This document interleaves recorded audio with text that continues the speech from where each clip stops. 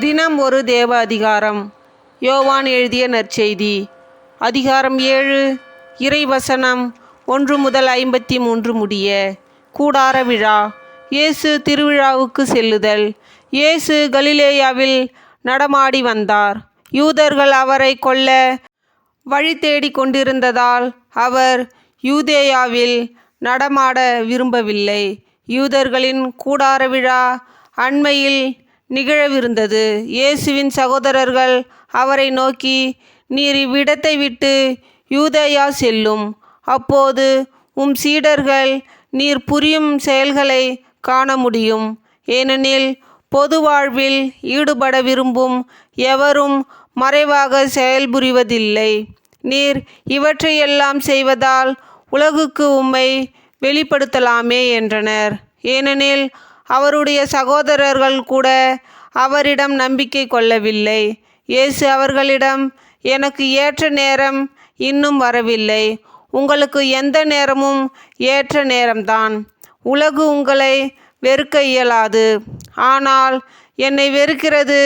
ஏனெனில் உலகின் செயல்கள் தீயவை என்பதை நான் எடுத்து காட்டி வருகிறேன். நீங்கள் திருவிழாவுக்கு போங்கள், நான் வரவில்லை. ஏனெனில் எனக்கு ஏற்ற நேரம் இன்னும் வரவில்லை என்றார். அவ்வாறு சொன்ன அவர் கலிலேயாவிலேயே தங்கிவிட்டார். தம் சகோதரர்கள் திருவிழாவிற்கு போன பின் இயேசுவும் சென்றார். ஆனால் அவர் வெளிப்படையாக அன்றி மறைவாக சென்றார். திருவிழாவின் போது அவர் எங்கே என்று யூதர்கள் இயேசுவை தேடினார்கள். மக்கள் கூடியிருந்த இடங்களிலெல்லாம் இயேசுவை பற்றி காதோடு காதாய் பலவாறு பேசிக்கொண்டனர். சிலர் அவர் நல்லவர் என்றனர். வேறு சிலர் இல்லை, அவர் மக்கள் கூட்டத்தை ஏமாற்றுகிறார் என்றனர். ஆனால் யூதர்களோ அஞ்சியதால் எவரும் அவரை பற்றி வெளிப்படையாக பேசவில்லை. பாதி திருவிழா நேரத்தில் இயேசு கோவிலுக்கு சென்று கற்பிக்கத் தொடங்கினார். படிப்பற்ற இவருக்கு இத்துணை அறிவு எப்படி வந்தது என்று யூதர்கள் வியப்புற்றார்கள். இயேசு மறுமொழியாக, நான் கொடுக்கும் போதனை என்னுடையது அல்ல, அது என்னை அனுப்பியவருடையது. அவருடைய திருவுளத்தின்படி நடக்க விரும்புவோர் இப்போதனை கடவுளிடமிருந்து வருகிறதா அல்லது அதனை நானாக கொடுக்கிறேனா என்பதை அறிந்து கொள்வர். தாமாக பேசுபவர் தமக்கே பெருமை தேடிக்கொள்கிறார். தம்மை அனுப்பவருடைய பெருமையை தேடுபவர் உண்மையுள்ளவர், அவரிடத்தில் பொய்மை இல்லை. மோசே உங்களுக்கு திருச்சட்டத்தை கொடுத்தார் அல்லவா? எனினும் உங்களுள் யாரும் அச்சட்டத்தை கடைபிடிக்கவில்லை. இப்போது என்னையும் கொல்ல பார்க்கிறீர்களே என்றார். மக்கள் மறுமொழியாக, யார் உன்னை கொல்ல பார்க்கிறார்கள்? உனக்கு பேய் பிடித்திருக்கிறது என்றனர். இயேசு அவர்களை பார்த்து, ஓய்வு நாளில் நான் செய்த ஒரே ஒரு செயலை பற்றி நீங்கள் அனைவரும் வியப்புறுகிறீர்கள். மோசே கொடுத்த விருத்த சேதன சட்டப்படி நீங்களே ஓய்வு நாளில் விருத்த சேதனம் செய்கிறீர்கள். உண்மையில் விருத்த சேதனம் மோசேயிடமிருந்து வந்தது அல்ல, அது நம் மூதாதையர் காலத்தில் இருந்தே உள்ளது. ஒருவர் ஓய்வு நாளில் விருத்த சேதனம் செய்தாலும் ஓய்வு நாள் சட்டம் மீறப்படுவதில்லையானால் அதே ஓய்வு நாளில் நான் முழு மனிதனையும் நலமாக்கியதற்காக நீங்கள் சினம் கொள்வதேன்? வெளித்தோற்றத்தின்படி தீர்ப்பளியாதீர்கள், நீதியோடு தீர்ப்பளியுங்கள் என்றார். இயேசுதான் மெசியாவோ? எருசலேம் நகர்த்தவர் சிலர் அவரைத்தானே கொல்ல தேடுகிறார்கள். இதோ இங்கே இவர் வெளிப்படையாக பேசிக்கொண்டிருக்கிறாரே, யாரும் இவரிடம் எதுவும் சொல்லவில்லையே. ஒருவேளை இவரே மெசியா என்று தலைவர்கள் உண்மையாகவே உணர்ந்து கொண்டார்களோ? ஆனால் மெசியா எங்கிருந்து வருவார் என்பது யாருக்கும் தெரியாமல் அல்லவா இருக்கும். இவர் எங்கிருந்து வருகிறார் என்பது நமக்கே தெரியுமே என்று பேசிக்கொண்டனர். ஆகவே கோவிலில் கற்பித்து கொண்டிருந்தபோது இயேசு உரத்த குரலில், நான் யார், நான் எங்கிருந்து வந்தேன் என்பவை உங்களுக்கு தெரியும். ஆயினும் நானாக வரவில்லை, என்னை அனுப்பியவர் உண்மையானவர். அவரை உங்களுக்கு தெரியாது, எனக்கு அவரை தெரியும். நான் அவரிடமிருந்து வருகிறேன், என்னை அனுப்பியவரும் அவரே என்றார். இதை கேட்ட அவர்கள் இயேசுவை பிடிக்க முயன்றார்கள்.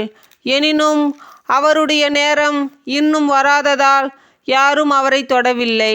கூடாரத்தில் இருந்த பலர் இயேசுவிடம் நம்பிக்கை கொண்டனர். அவர்கள், மெசியா வரும்போது இவர் செய்வதை விடவா மிகுதியான அரும் அடையாளங்களை செய்ய போகிறார் என்று பேசிக்கொண்டார்கள். இயேசுவை பிடிக்க ஆள் அனுப்புதல். இயேசுவை பற்றி மக்கள் இவ்வாறெல்லாம் காதோடு காதாய் பேசுவதை பரிசேயர் கேள்விப்பட்டனர்.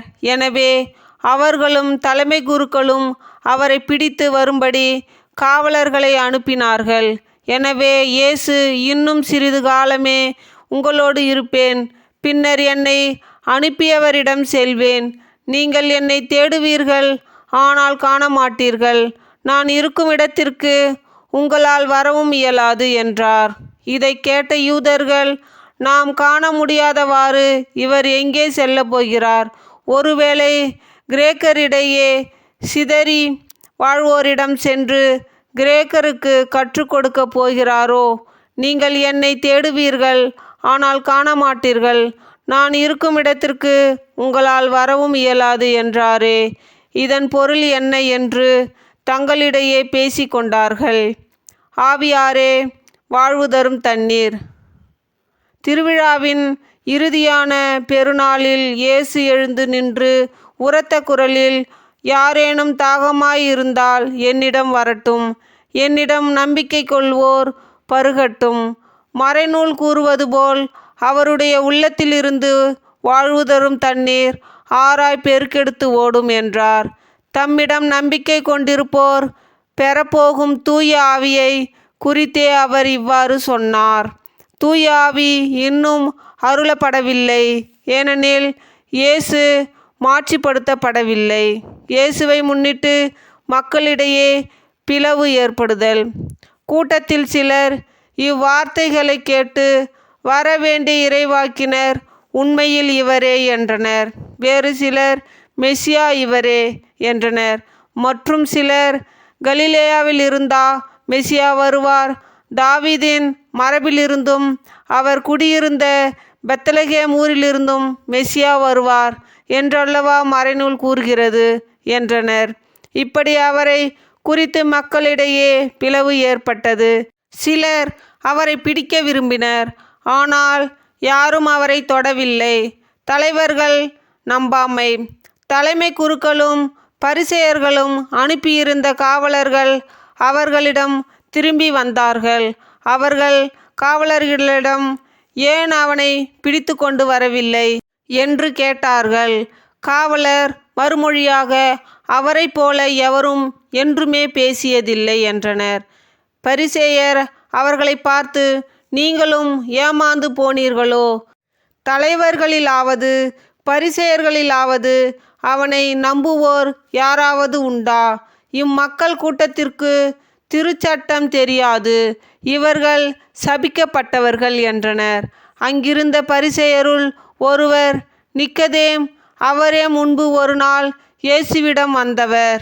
அவர் அவர்களிடம், ஒருவரது வாக்குமூலத்தை கேளாது அவர் என்ன செய்தாரென்று அறியாது ஒருவருக்கு தீர்ப்பளிப்பது நமது சட்டப்படி முறையாகுமா என்று கேட்டார். அவர்கள் மறுமொழியாக, நீரும் கலிலேயரா என்ன?